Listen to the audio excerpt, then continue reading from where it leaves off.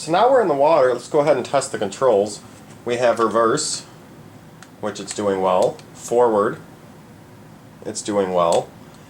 And we have spin. So let's get away from the wall, see if it'll spin. Okay, spin is awesome. It's spinning back just perfectly to the right. Now let's try it to the left. Oh, I'm hitting the wall. Let me get a little bit away. Spin to the left. Very nice. Let's go ahead and try diving it. Press this button. And now it should be sucking in water and allowing us to dive here. Some people said there's some surface tension. Sometimes makes the first dive a little hard, but I think we're starting to dive. Yeah. See if we can get a little bit lower dive here. It's definitely kind of lower in the water, but it's not going under the water yet. This water is completely fresh. Should have no problem diving. Let me go ahead and surface it again, even though it's on the surface. And it just shot out some water and air bubbles there. Now let me go ahead and try to dive it again. Okay, it's getting lower in the water, but it's not actually, okay. Now, ooh, raise it, surface it a little bit, getting too low. Okay, dive it a little bit. Nice. This is pretty neat, actually.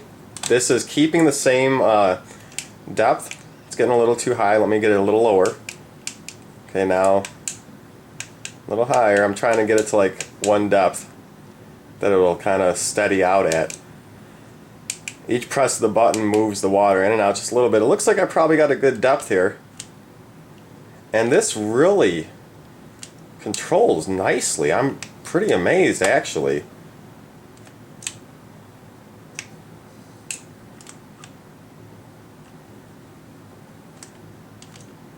That's pretty amazing. Little tiny RC that actually works. That's pretty cool. Now the dive function isn't perfect. It's not, you know, keeping the exact depth perfectly for me. I'm kind of having to sometimes rearrange my dive depths here. But I mean, we got nice reverse here, bumping into things. Reverse works good. The turtles haven't even gone by it yet. Let's see if we can go mess with one of the turtles. It looks like I have it at a good depth now. I'm not messing with the buttons anymore on top. And it's seeming to stay about the same depth. Got a turtle up there, but I don't think he cares too much about it. Let's go ahead and get a view from the top. Alright, so here's a little top view. Go ahead and get it to dive a little bit more. And there it goes underwater. We got a turtle down there. I'm going to go right next to him. I just landed on top of him. He didn't really care. Now I'm way on the bottom. Let's see if I can get off the bottom here. I'm stuck on the bottom, but no, it got right off the bottom, so you won't suck up sand, I guess. Seems like it kept working fine there. This is actually pretty darn neat.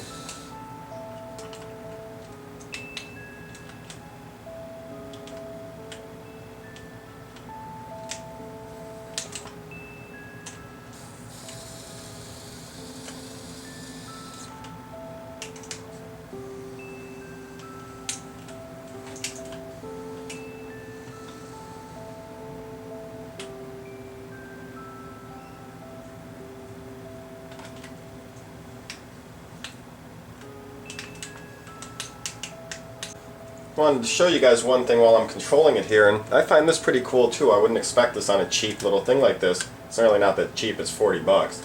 But you can actually use all three channels at one time. Sometimes on cheaper stuff like this, you know, it'll limit how many inputs it can do at one time. This you can actually use all three channels at the same time and it'll, you know, send the input correctly. So as you can see, I'm using spin, forward, and reverse all at the same time, and then we still have my dive and surface, so I'm going to throw those in. So now we're diving and going forward and spinning.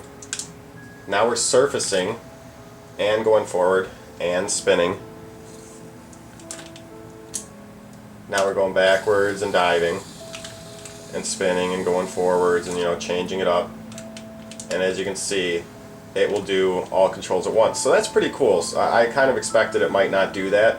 So that's kind of cool that it is fully functional like that.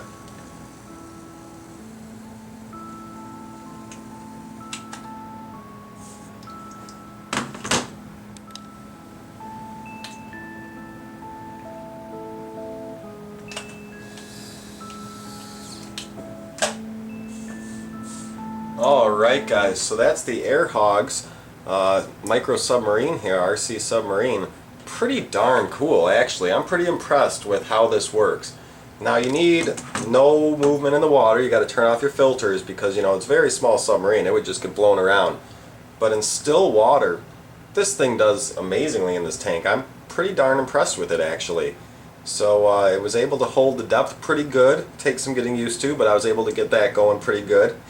And turning and movement, just perfect speed for the size of it and for a fish tank like this.